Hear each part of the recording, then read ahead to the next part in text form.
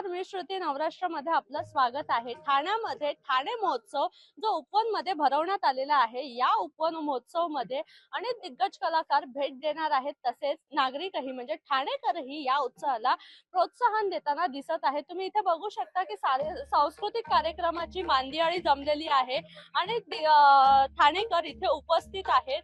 तर तुम्हालाही हा महोत्सव पाहायचा असेल आणि अनुभवायचा असेल तर ही व्हिडिओ शेवटपर्यंत नक्की बघा. उत्सव साजरा करण्यात येत आहे, संस्कृती जपण्याचा प्रयत्न होत आहे, काय सांगाल? अशी निसर्गरम्य वातावरणात अशी छान छान श्रेष्ठ आणि जुन्या गायकांची गाणी ऐकायला खूप उत्साह वाटेल. तरुण पिढीने हे बघायला यावं आणि जरूर याचा आस्वाद घ्यावा की काय आहे जुनी संस्कृती. म्हणजे जसं नवीन बघावं तसं जुनं पण अडॉप्ट करावं असं मला खूप वाटतं. युवा पिढी ही संस्कृती जपण्याचा प्रयत्न करत आहे, त्याबद्दल काय आहेत सांगाल? काही आहेत की ठराविक खरंच प्रयत्न करतायत की जे नुसतं क्लासिकल शिकतात असं मला म्हणायचं नाही. तुम्ही नाट्यसंगीत, भावगीत किंवा लाईट म्युझिक जरूर ऐका, पण त्याच्या बरोबर ही बेस्टची गाणी आहेत ती जरूर ऐकून ह्याचा पण छान आस्वाद घ्यावा.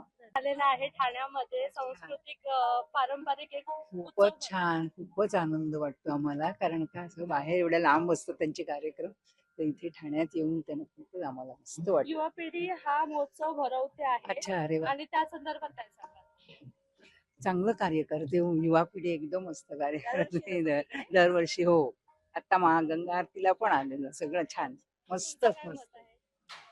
हा प्रोग्राम आवडतो आम्हाला बघायला. फारच चांगली गोष्ट आहे. ती म्हणजे नवीन पिढीला हे सगळं, आणि तो आजची ह्यावेळची थीम पण फार छान आहे.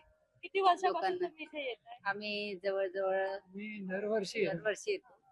पहिल्यापासून. संस्कृती जोपासली जात आहे त्याबद्दल नक्कीच वेगवेगळे आर्ट फॉर्म इथे प्रदर्शन होतं आणि तरुणाई पण याच्यात सहभागी होते. उत्साहाने चांगली गोष्ट आहे.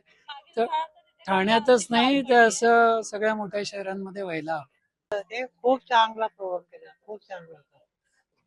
आम्ही तुम्हाला प्रोत्साहन देऊ शकतो की इतकं सुंदर तुम्ही ना आमच्या ह्या उतार वयामध्ये, आणि मी आणि येऊन बसलोय अगदी. अच्छा, तुम्ही हो. पण त्यांना आवडतं. तर आणि खरंच अभिमान आहे राजा तुमच्यासाठी, खरंच अभिमान आहे राजा.